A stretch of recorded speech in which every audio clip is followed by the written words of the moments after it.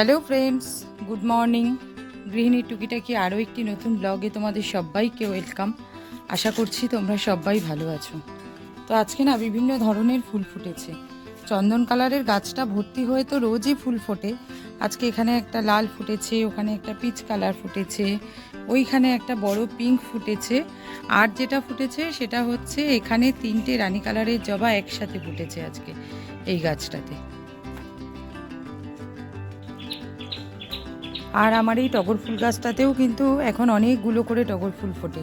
আর এই টগর ফুলটা তো একটু অন্য ধরনের, মানে ওই সাধারণ যে টগর ফুলগুলো ফোটে সেই ধরনের না, বেশ পাপড়িগুলো একটু বড় বড় মোটা মোটা, বেশ সুন্দর এই টগর ফুলগুলো। তো কুড়িতেও ভর্তি হয়ে গেছে গাছটা, আর ফুলও ফোটে অনেকগুলো করে। তো যাই তাহলে এবার ঘরের দিকে, ঘরে যে সমস্ত কাজকর্মে হাত লাগাই, কারণ এখনও সেইভাবে কোনো কাজকর্মই শুরু করিনি।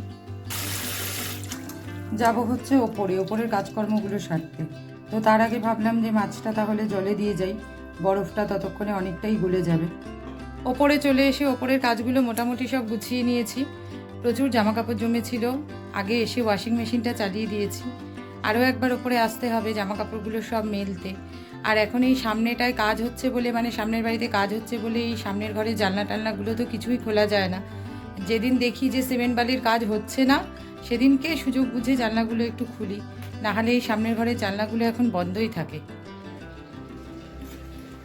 ওপর থেকে নেমে এসে জলখাবারটা খেয়ে নিচে আরও বেশ কিছু কাজকর্ম ছিল, সেই সমস্ত সব কমপ্লিট করে এবারে এসেছি হচ্ছে দুপুরে রান্নাটা জোগাড় যন্ত্রটা সারবো বলে।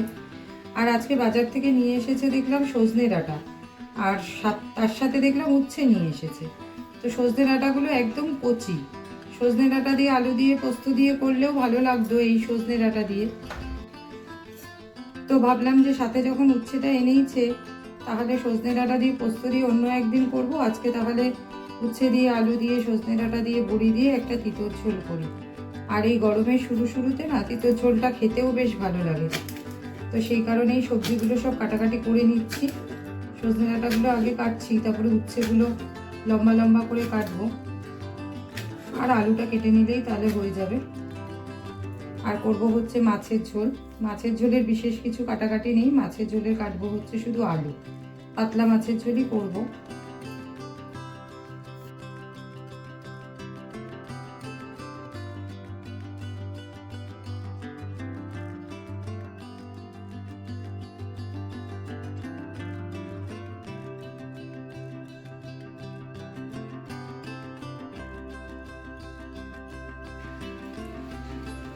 গুছিয়ে নিয়েছি সব কিছু কাটাকাটি করে, এদিকে তিতর ঝোলের সবজিও সব কেটে নিয়েছি, মাছের আলুটাও কেটে নিয়েছি, মাছে নুন হলুদ মাখানো হয়ে গেছে। আর কড়াইতে তেলটাও গরম করতে বসিয়ে দিয়েছি। আগে তিতর ঝোলটা করব, তারপরে মাছের ঝোলটা করব।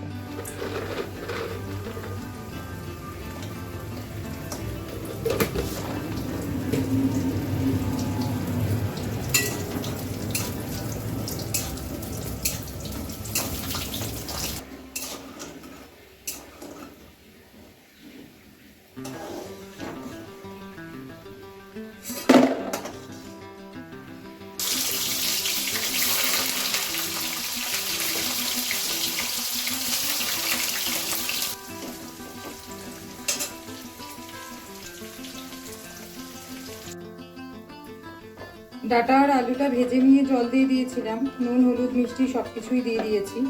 এবারে ভেজে রাখা বড়িগুলো দিয়ে দিচ্ছি, তাহলে বড়িগুলো খুব ভালোভাবে সেদ্ধ হয়ে যাবে। এরপরে দিলে বড়িগুলো খুব ভালো সেদ্ধ হবে না। আর উচ্ছেটা আরেকটু বাদে দেব। তিতর ঝোলটা প্রায় আমার হয়ে গেছে, এবারে নামিয়ে নেব। আর তিতর ঝোলটা একটু পাতলা পাতলাই নামাবো, খুব বেশি ঘন করব না। তিতর ঝোলটা নামিয়ে রেখে যাব আমি ওপরে, ওদিকে ওয়াশিং মেশিনে কাছাকাছিগুলো হয়ে সব পড়ে রয়েছে, মেলতে হবে, কারণ এরপরে আর রোদ্দুর থাকবে না। তারপরে নেমে এসে আমি করব হচ্ছে মাছের ঝোল। উপরে এসে জামা কাপড়গুলো সব মেলে দিলাম এখানে। আজকের মতন কাজ শেষ হয়ে গেছে, ওনারা বললেন আজকে আর কোনো কাজ করবেন না। তো সেই কারণেই জামা কাপড়গুলো এখানে মেললাম, আর জানলাগুলোও সব খুলে দিলাম।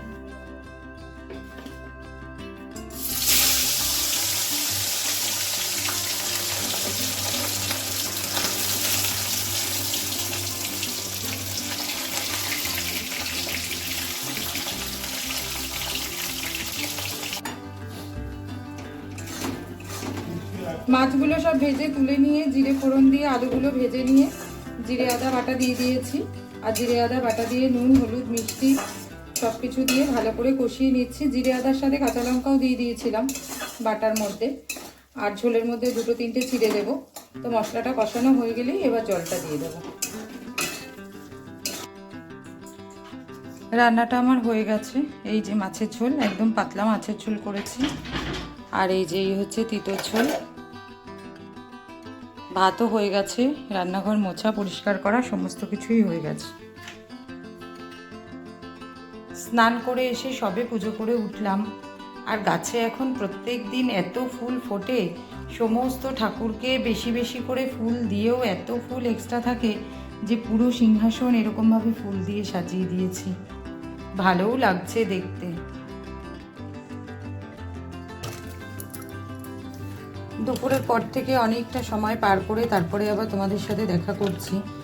চলে এসেছে এখন রাত্রিবেলা রান্নাঘরে রাতের জন্য চালটা ভিজিয়ে দেওয়ার জন্য, মানে রাতের ভাতের জন্য ধুয়ে চালটা ভিজিয়ে দিচ্ছি। চালটা খানিকক্ষণ রোজই ভিজিয়ে রাখি, তারপরে ভাতটা বসাই।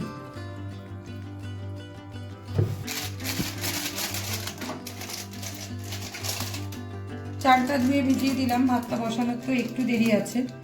আর দুপুরবেলায় দেখেছি যে কৌটোতে লঙ্কার গুঁড়োটা একদম শেষের পথে হয়ে এসেছে। তো ওই রান্নার সময় ঢালতে গেলে না বড্ড বিরক্ত লাগে, কারণ কালকে সকালবেলা উঠেই আবার প্রয়োজন পড়বে। তো সেই জন্য এগুলো ঢেলে সব রেডি করে রাখছি।